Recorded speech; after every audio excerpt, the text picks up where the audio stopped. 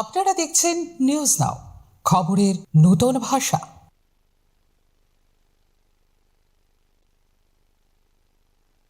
৮০তম স্বাধীনতা দিবস উপলক্ষে যথাযোগ্য মর্যাদা ও উৎসাহ উদ্দীপনার মধ্য দিয়েই ত্রিপুরায় পালিত হল স্বাধীনতা দিবস। এদিন মুখ্যমন্ত্রীর সরকারি বাসভবনে মর্যাদার সঙ্গে স্বাধীনতা দিবস পালন করা হয়।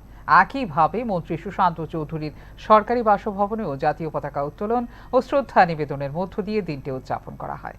স্বাধীনতা সংগ্রামী ও বীর শহীদদের আত্মত্যাগ স্মরণ করে দেশের ঐক্য, অখণ্ডতা ও সার্বভৌমত্ব রক্ষার অঙ্গীকার করেন উপস্থিতরা।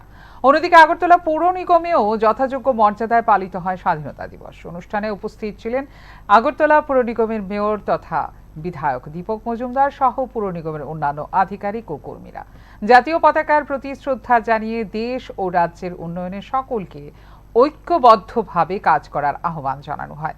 সরকারি বাসভবন থেকে পুর নিগম সর্বত্র এদিন ফুটে ওঠে দেশপ্রেম, জাতীয় গর্ব ও স্বাধীনতার চেতনা।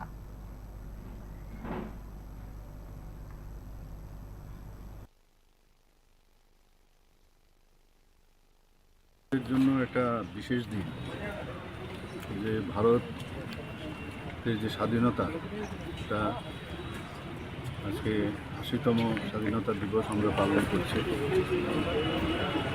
তো আমাদের এইবারের যে অনেকগুলো এই স্বাধীনতা দিবসকে সামনে রেখে অনেকগুলো আমরা কর্মসূচি নিয়েছিলাম, এবং শুধু 15ই আগস্ট না, 9 থেকে আমাদের 17 তারিখ পর্যন্ত বিভিন্ন কার্যক্রম আমরা রেখেছি, আপনারা সবাই জানেন।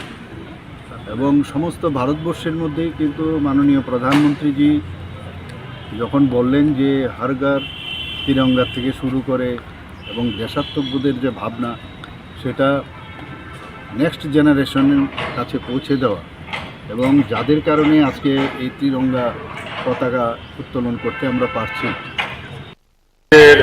৮০তম স্বাধীনতা দিবস 1947 সালের 15ই আগস্ট।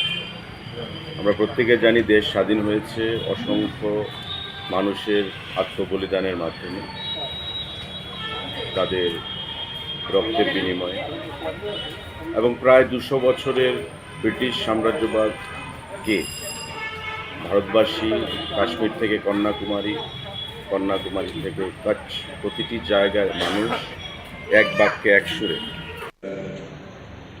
এবং প্রতিটি ঘরে যাতে জাতীয় পতাকা উত্তোলন করা হয়, তার উদ্দেশ্য হচ্ছে প্রতিটি নাগরিককে জাতীয় চিন্তাভাবনা, রাষ্ট্রীয় চিন্তাভাবনা উদ্বুদ্ধ করা, সামিল করা, এবং এই জাতীয় পতাকা যাদের জন্য আমরা পেয়েছি, যাদের আত্মত্যাগ, আত্মবলিদান বা অংশগ্রহণের মধ্যে তাদেরকে স্মরণ করা, সম্মান জানানো।